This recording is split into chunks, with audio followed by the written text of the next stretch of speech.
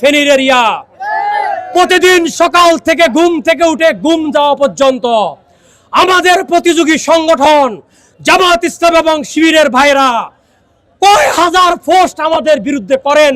আপনারা আপনাদের আল্লাহকে হাজির নাজির করে বলেন, আর আমাদের কর্মীরা আপনাদের বিরুদ্ধে কত পোস্ট করে তাও আপনারা বলেন। আমরা স্পষ্ট ভাষায় জানিয়ে দিতে চাই, আপনারা আমাদের প্রতিহিংসার পাত্র নয়। তবে স্পষ্ট ভাষায় বলতে চাই, 100টা সংগঠনের নামে নয়, এনসিপি, জামাত ইসলামী, ছাত্র শিবির, ইসলামী সংঘ, অমুক সংঘ, রক্তব্লান্ড, 100টা সংগঠন আছে। সব সংগঠন একত্রিত হয়ে বিএনপির সাথে প্রতিযোগিতা করেন, আমাদের কোনো সমস্যা নাই। সবাই একত্রিত হয়ে যান, আমরা আপনাদের সাথে ভোট যুদ্ধে নামার জন্য প্রস্তুত রয়েছি। আমরা সাংগঠনিকভাবে আপনাদেরকে মোকাবেলা করার জন্য প্রস্তুত রয়েছি। আমাদের ভাইদেরকে হত্যা করবেন পরিকল্পিতভাবে, মব সৃষ্টি করবেন আমাদের বিরুদ্ধে। আপনারা এই ফেনীর মাটিতে দাঁড়িয়ে কে আপনাদেরকে সাহস দেয় যে বিএনপি মুক্ত বাংলাদেশ চাই? এই ছেলের বয়স কত বছর হয়েছে?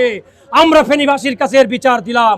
পরবর্তী পরিস্থিতির জন্য আপনারা কিন্তু দায়ী থাকবেন। টানা সপ্তমবারের মতো বেস্ট টিস্যু পেপার ব্র্যান্ড হিসেবে স্বীকৃতি পেয়েছে বসুন্ধরা টিস্যু। দুটি কথা বলে আমি আমার বক্তব্য শেষ করব। একটি হচ্ছে, বাংলাদেশের একটি রাজনৈতিক দল 71-এর চেতনাকে বিক্রি করে খেয়েছে। তাদের পরিণতি আজকে তারা ইন্ডিয়া পালিয়ে গিয়েছে। আর একটি রাজনৈতিক দল এবং রাজনৈতিক গোষ্ঠী একত্র হয়েছে 24-এর চেতনাকে বিক্রি করে খাওয়ার জন্য। তাদের পরিণতিও ওই রকমই হবে যা 71-এর চেতনা ব্যবসায়ীদের হয়েছিল। আমরা 5 আগস্ট পূর্ববর্তী সকল হত্যার বিচার দাবি করছি। পাশাপাশি 5ই আগস্ট পরবর্তী মবের নামে যে সকল হত্যাকাণ্ড একটি বিশেষ রাজনৈতিক দল, বিভিন্ন আমাদের ছাত্রদল, যুবদলের নেতৃবৃন্দকে হত্যার মাধ্যমে ঘটিয়েছে, আমরা সেই সকল হত্যাকাণ্ডের বিচার দাবি করি। গত 2 দিন আগে খুলনায় আমাদের যুবদল নেতাকে হত্যা করা হয়েছে। জামাত শিবিরের প্রকাশ্য ইন্ধনে এই হত্যাকাণ্ড সংঘটিত হয়েছে।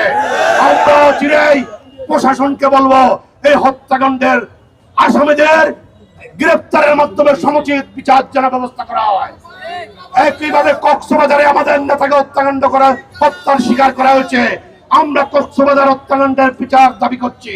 আজকে ঝিনাইদহে, কক্সবাজারে, খুলনায় আজকে একজনের ধর্ম ব্যবসায়ী মানুষ হত্যার অপচেষ্টা শুরু করেছে, মানুষ হত্যার নামে রাজনীতি শুরু করেছে। আমরা সকলকে এই হত্যাকারীদের থেকে সতর্ক থাকার আহ্বান জানাচ্ছি।